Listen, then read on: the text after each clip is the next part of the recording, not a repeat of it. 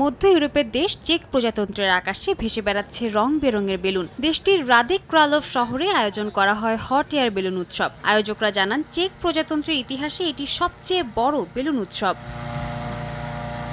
2019 সাল থেকে রোজকোস শহরে প্রতি বছর এই উৎসব পালন করা হয়। তবে এবার রাদেক ক্রালভ শহরটি 800 বছর পূর্তি উপলক্ষে উৎসবের আয়োজন করা হয়। এতে অংশ নিতে নেদারল্যান্ডস ও লিথুনিয়া থেকে এসেছেন অনেকে।